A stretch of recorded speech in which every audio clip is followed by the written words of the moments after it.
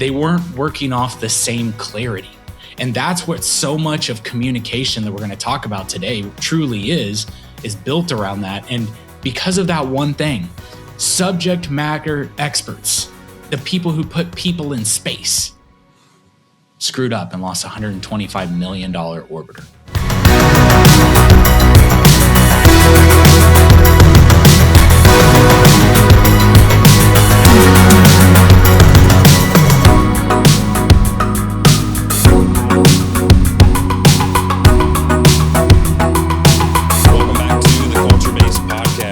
Dustin, he's Blake. We're the Culture Base, and we're here to help leaders know what they're about, show where they're going, and develop a scalable team to get them there.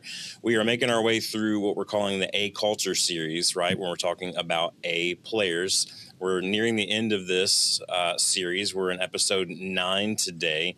So that means there's at least 8 other, plus I think a couple of prequel episodes you can go back and listen to. We've done them all in order. So if you need to get caught up, go ahead and do that. We're going to dive right in today talking about today's topic of communication. Now, Blake, communication is one of the 10 attributes of an A player, right? We're talking specifically about what we're looking for in A players when we're bringing them on and how to develop our B and C players into A players, the things that we're looking to develop them in. And communication, Blake, is part of a subcategory in which we kicked off last week. Why don't you tell us more about that? Yeah, so the high level category is collaboration. So collaboration is made up of 2 different elements, teamwork and communication. And the thing is about true collaboration, I mean, think of these 2 components like the legs on a table. You take any one of these components away and you no longer have collaboration. Okay, so like we've got teamwork. But then if you don't have good communication, then the teamwork that is working towards something that it might not be supposed to be working towards. So communication is a crux just as much as teamwork is a crux. Yeah. And it makes me think of in 1999, NASA is full of good stories, by the way. If you ever were like, I need to NASA, Disney. Yeah. Oh yeah. GM. Yeah. NASA, they lost a Mars rover. It was $125 million rover. And it was an orbiter, not a rover. It was the orbiter. And they lost it altogether because 2 different teams were working in 2 different, totally different measurements. One was working in imperial measurements and the other was working in metric. There was this assumed, You got to check that. You got to check that. But these are 2 subject matter experts who were probably working well together because they've got tons of stories about teamwork needing to be there already back in 1969 and things like that. But they weren't working off the same clarity. And that's what so much of communication that we're going to talk about today truly is built around that. And because of that one thing, subject matter experts, the people who put people in space, screwed up and lost $125 million orbiter. So kind of wanted to just preface why communication and teamwork as a collaboration truly make up that high level collaboration. But I think that really takes us into, what does an A player look like when it comes to communication? And I think there are tons of components to this. So what we're going to talk about today is not exhaustive. Like we probably cannot even over communicate an exhaustive list on communication. Yeah. And so honestly, Dustin, like talking about the components of effective communication, like what are your thoughts around that for an A player? Yeah, I mean, so the things we're looking for is clarity, right? Like Blake just touched on. Are they clear in their communication or is it confusing? We're also looking at timing. Timing is everything, not just in comedy, but in communication as well, right? Like, and the right time to communicate will determine on if that communication is actually received or not. The medium of the communication, meaning what avenue, what vehicle of communication are you using? Are you using your voice? Are you texting or slacking? Is it an email? Is it over Zoom? Is it in person? All of those things matter. And then we're also talking about tone, right? Like I could tell you, Blake, right now, Blake, you're having a really great hair day, right? The tone is very complimentary. But if I say, Blake, you're having a really great hair day, like that tone is of jealousy. Yeah. There's difference, right? And he can receive that in two different ways. And so tone matters. And one thing that Blake and I talk a lot about off air is parenting. And we often use that analogy here in business. And a lot of business leaders go, well, I just hate parenting my team. Well, I got news for you, buddy. Your team is made up of people. And if you're a leader, you're going to have to parent them. That's just a part of being a leader. Either you or someone else, or you're going to have to lead the parent, or you're going to have to be the parent to every person on your team. And one thing that we talk about in our parenthood all the time, Blake, is this idea of before you're going to communicate something. Now, this is parents to kids, and we teach our kids to one another, kids to ourselves. We say, hey, before you stop and think for a second, which hand to God, I'm the guiltiest of. I often speak and then think, and I watch the words come out, and I go, oh no, I want to bring them back, right? But if we can learn the habit of stopping to think before we speak, and it sounds like a toddler, very elementary thing to do. But when you do that, I want you to ask yourself 3 questions. I want you to ask, is it true? Is it helpful? And is it kind? And it has to meet those 3 criteria, because it might be true and helpful, but if it's not kind, then you need to think about the timing and the tone before you say it, right?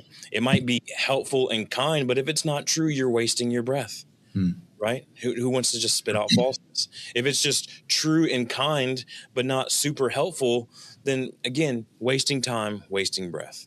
So think about those things. And again, we're talking specifically, Blake, about how to identify these A players. If you're around A players, right, the things that they speak, they match all 3 of these. They're often true, they're often helpful and kind, not individually, but all together. And that's one thing that I think is a major component of effective communication. Yeah, that's good. An A player, I just, clarity is king. It's clarity is kind, clarity is king.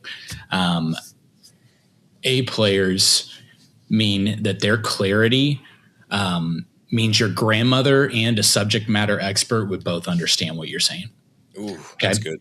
That's how you know you've got an A player. And we a lot of times don't judge the communication style except good and bad when we're interviewing people. And that's probably not a good litmus test. I think the way we've got to think about this is we ask questions such as, hey, describe a process that you do almost every day. Like, ask them these kind of questions.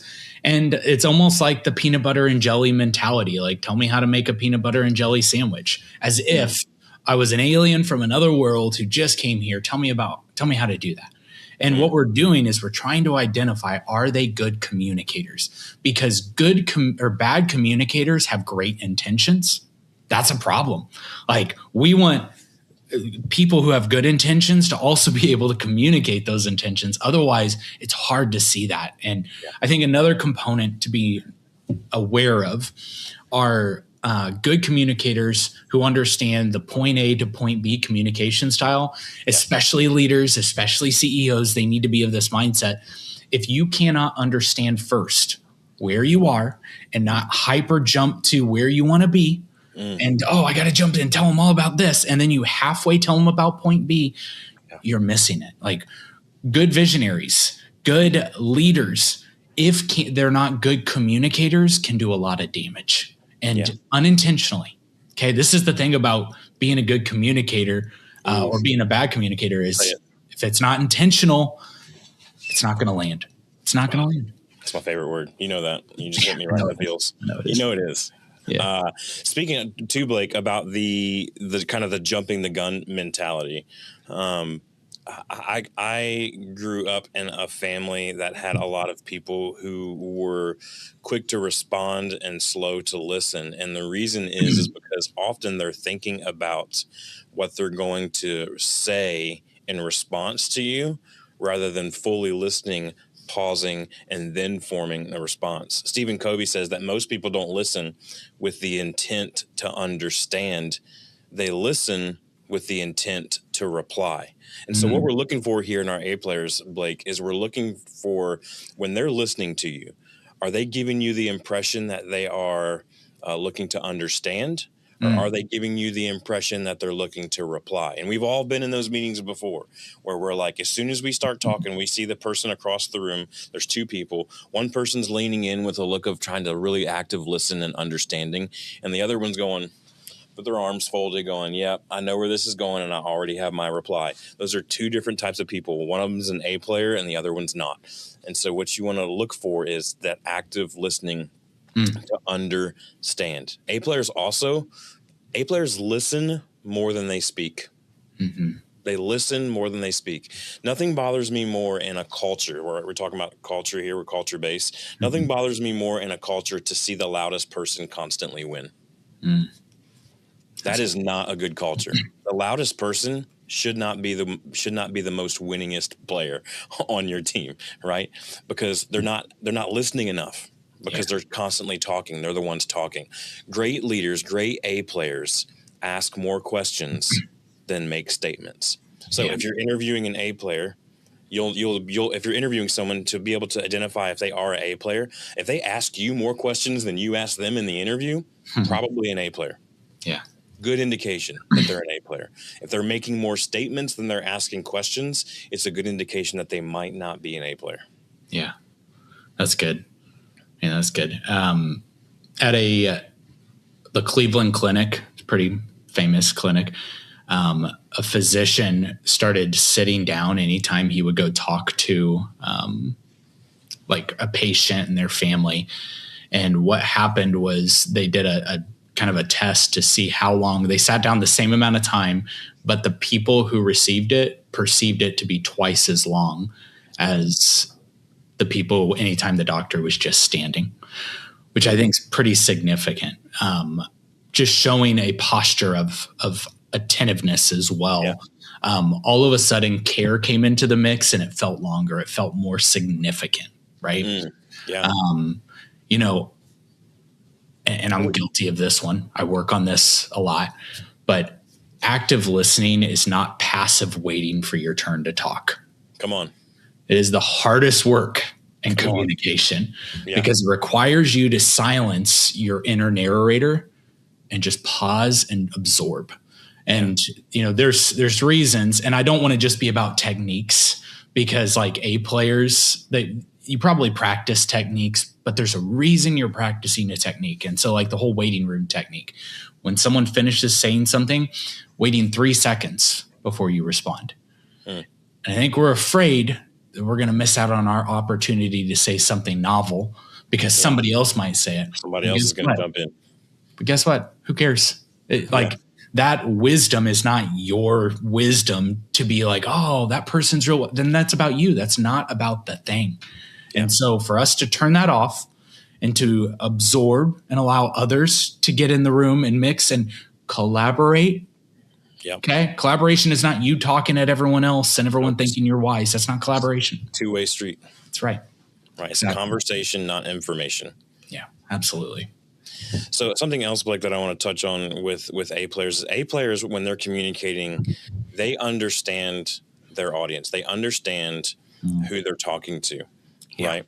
There's a lot of times that we start talking above people's heads or below their knowledge base or around, right? You start talking above, below, around, kind of where they are. And they're just like, I hear you saying a lot of words and I don't understand any of it. I need more context. I need more. You're right. And we could spend a whole bunch of time talking about context. Yeah. But great A players spend intentional, that's my favorite word, time understanding their audience. And when I say audience, I don't mean like a keynote speaker. I meant like if it's in a one-on-one situation and there's a conflict that you need to address. Yeah. If you don't understand that person, if you don't have a working knowledge of who they are, what motivates them, what drives them, what fears do they have, all of that stuff. Yeah. If you don't have that working knowledge of those things, then you're more than likely going to miss the mark when you start shooting the arrows of communication, you're more than likely going to miss the target. So A players spend intentional time knowing their audience. Yeah. And when you're interviewing, asking questions about who they worked with is a great indicator to lead to that. Oh, Bill's great. He's got 3 kids and a wife, and they like to go camping on the weekends, and he's super funny. Or, who'd you work with? There's a guy named Bill there. He was pretty cool. Yeah. See, there's two different ways of looking at it. One of them, he spent the time to understand who Bill was. The other one, he didn't. Yeah. And so listening for those things in an interview is huge. Yeah. That's really good. I like that. That I don't think this is about like A players dumbing it down or being fake. Yeah. It's about identifying if your A players have empathy. So I don't know what it is about the grandparent mentality, but having a grandparent test, like any bit of communication, being able to say, could I explain this to my grandma or my grandpa? Like, could I convey this in a simple enough way that I get enough of the supporting information, but I don't have to go down to the nth degree. I just need enough supporting that they can understand this. I mean, Einstein said it best, like if you can't explain it simply, you don't understand it well enough. That's right. And so A players are trying to get to simplicity. Like that's what it's about. How do we get to simplicity so we can communicate? Not because people are dumb. That's not true. It's because the empathy is understanding that they are not where you have spent a ton of time getting there. Not that you're smarter. It's just that you've spent more time. You spent more work in trying to understand these things. And now you're trying to simplify that for the next person.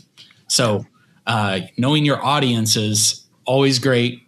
Like A players, they're talking to their grandparents. Yeah. And I like too what you said, Blake, about simplifying versus complexity. If you're listening to someone speak, there's always that moment when we hear something for the first time that clicks with us and we go, oh, that's so simple. Yeah. Oh, that's so clear and concise. I connect with that. I should have gotten there sooner rather than taking the curvy road. I should have taken the interstate, like the more direct path, point A to point B communication, right? But I think if we're listening to people talking, when they're done talking, if they have simplified it and made it more clear, then they're an A player. Mm-hmm. If they've added more complexity and confusion to the situation, probably not an A player. Yeah. Right. We often talk about we want our A players to come with solutions, not problems. Yeah. That's because they're simplifying it down. They're not going, and here's another problem, and here's another thing, and here's another thing. You don't hear A players say, oh, yeah, and another thing.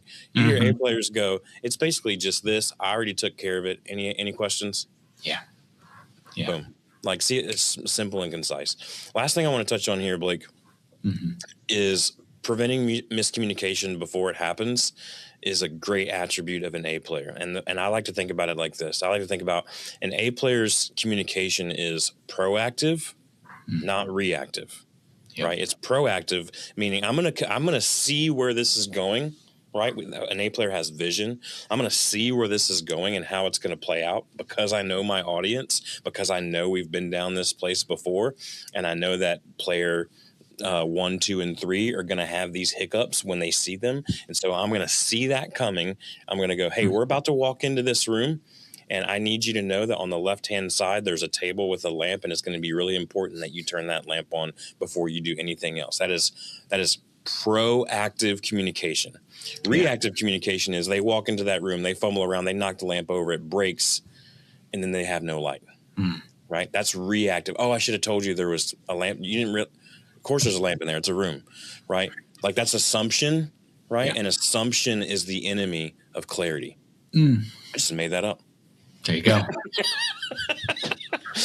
But being proactive versus reactive is what we want to look for in an A player when it comes to communication.